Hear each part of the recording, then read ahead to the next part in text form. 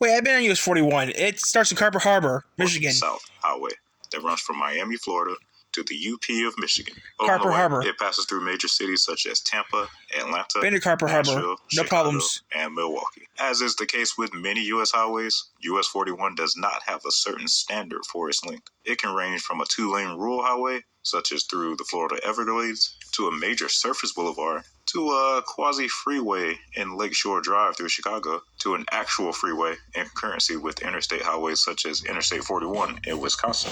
According to the article, US 41 had 141 fatalities in 2019. I've been on US 41. 7.02 fatalities per 100 miles. Starts Many in of Carper the Harbor, fatalities on US Miami. 41 can be attributed to the snow and ice on the northern end of the route, Michigan. and the portion through the Tampa Bay area. Carper Harbor, Hillsborough population County 25. is known for having the highest traffic fatality rate in the entire country. Number 9 on the list is Interstate 80.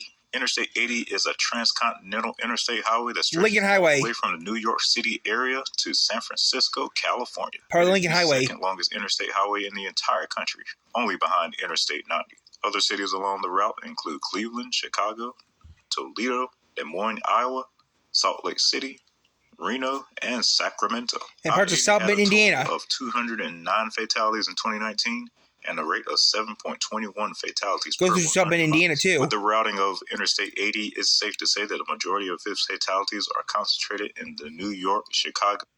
But the thing is about Interstate 80, guys, Interstate 80-90 is on the toll road in Indiana. Now, there's a toll road. Interstate 80-90 is a toll road in Indiana and Ohio. It's a toll road. And it's part of Interstate 80 and 90, which is also part of Interstate 80 is part of the Lincoln Highway, which starts in New York, Times Square, New York City, and ends in California. Also parts of Route 66 touch Interstate 80 as well. And San Francisco metro areas. During winter months, icy weather in the Chicago, Cleveland, and New York areas can be credited with the increase in fatalities. Number 8 is Interstate 70, another long, almost coast-to-coast interstate. I-70 runs from I-15 near Cove Fort, Utah, to its humble ending at a parking ride just inside the Baltimore city limits on the East Coast. It is the 5th longest interstate highway and runs through cities such as Denver, Topeka, Kansas, Kansas City, St. Louis, Indianapolis, Columbus, Pittsburgh, and Baltimore. I-70 had 158 fatalities in 2019 at a rate of 7.35 per 100 miles. A famous stretch of I-70 is a section in Colorado. The section in Glenwood Canyon, in particular, was not completed until 1992 and goes through some of the most difficult terrain in the entire interstate highway system. It features several steep grades along with some sharp corners that aren't in line with typical interstate standards. Outside of Colorado, I-70 serves as the main east-west freeway through many of the cities it passes through, which likely increases its fatality rate due to those urban stretches in St. Louis, Kansas City, Columbus, and Indianapolis. The number 7 highway is one that I'm very familiar with personally, Interstate 40. Interstate 40 is a transcontinental interstate highway stretching from Wilmington, North Carolina to Barstow, California. Part of It Route passes through 66. cities along the way such as the Raleigh and Durham Triangle area, the Greensboro, Winston-Salem area, Knoxville, Nashville, Memphis, Little Rock, Oklahoma City, Amarillo, Texas, and Albuquerque, New Mexico. I actually traveled this highway in its near entirety back in the day, driving my car from my home state of North Carolina to my duty station in Southern California. A famous quote from CBS journalist Charles Kuralt upon completion of I-40 in 1990 stated, "Thanks to the interstate highway system, it is now possible to travel from coast to coast without seeing anything." I can confirm those sentiments as once you pass Memphis, this highway becomes significantly more desolate and empty. The Zebra article listed 253 fatalities for 2019, along with a rate of 9.89 per 100 miles. While I-40 doesn't go through as many large metro areas as some of the other highways, it does pass through a lot of difficult terrain, particularly through the Great Smoky Mountains of North Carolina and Tennessee, where rock slides are common and can make the road treacherous or So it sounds like you should buy a Jeep.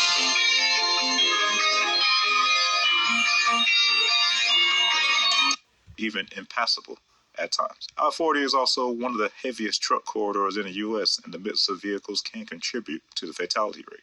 At number 6 on the list, Interstate 15, a major north-south interstate highway, going from San Diego, California to the Canadian border at Sweetgrass, Montana. Along the way, I-15 passes through the Inland Empire portion of the greater Los Angeles region, Las Vegas, and Salt Lake City, Utah.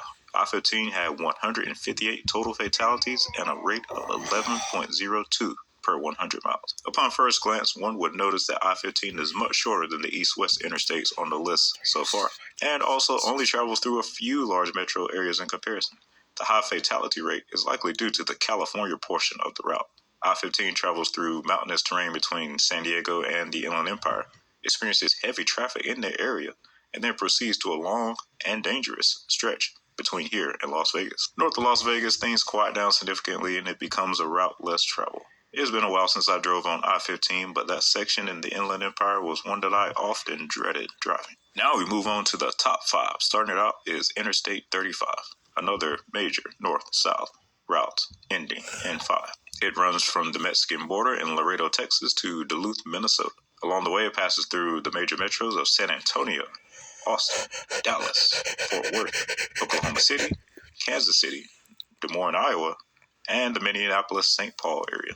I-35 had 137 fatalities in 2019 and a rate of 12.56 fatalities per 100 miles. The Zebra says that the big contributors to I-35 stats are that it goes through all of the largest cities in Texas outside of Houston and carries a very heavy amount of truck traffic, being a near border-to-border interstate highway. One thing of note is that it is the only interstate that travels through Austin, a fast-growing city of over 800,000 people, so it is likely attracting a lot of drivers in that area. Next up is another interstate that I'm quite familiar with, and that is Interstate 75. Been on it. I-75 Mackinac Bridge. covers a large amount of territory from the Miami Metro in South Florida to the Canadian border in Sault Ste. Marie, Michigan. Along this route are the major areas of Fort Myers and Sarasota, Florida, Tampa, Atlanta, Been on I-75 and Detroit. I-75 had a total of 237 fatalities in 2019. A couple of them on the bridge. The Mackinac Bridge. 7 per 100 miles. The Zebra attributed a large amount of those fatalities to icy winter conditions in Michigan and the portions of I-75 on the west coast of Florida. And Fort Myers and Bridge. Sarasota were mentioned, along with Tampa being the worst of all, with Hillsborough County, which contains Tampa, being cited as the most dangerous county in the entire country. Surprisingly, the Atlanta area wasn't mentioned along with the Florida portion. With some of the crazy driving I've seen in Atlanta, What the it speaks volumes to how much worse the driving must be on the Florida stretch of I-75. Now to number 3. We are back on the West Coast, and it is none other than the main highway of the West Coast, Interstate 5. Interstate 5 travels from border to border, the Mexican border in San Diego to the Canadian border in Blaine, Washington.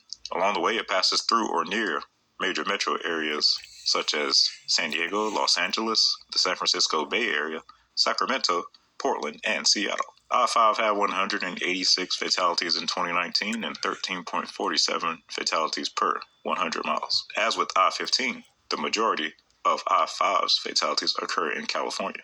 The portion in San Diego County was cited as the most dangerous section, along with sections in the Los Angeles and Sacramento areas being major contributors. Being an interstate that fully runs between each international border, I-5 also carries a large amount of truck traffic, and the Zebra says this adds quite a bit to the auto fatalities. At number 2, we are almost done, and the highway in question is Interstate 20. Interstate 20 runs from I-95 in Florence, South Carolina to its western end at I-10 in West Texas.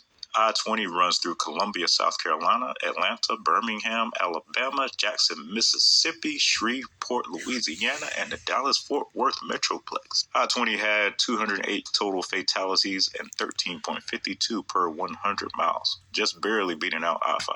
The Zebra cited high traffic areas such as Dallas, Jackson, and Atlanta as major contributors to its fatality rate. While it might be surprising to see a smaller metro like Jackson on the list, I can confirm that the stretch of I-20 through that area is quite constrained, pothole-filled, and felt very unsafe compared to most other highways, so I can see why things might be deadly in that area. Birmingham, on the other hand, was noticeably absent, which may possibly be due to the recent widening and improvements on I-20 through that area.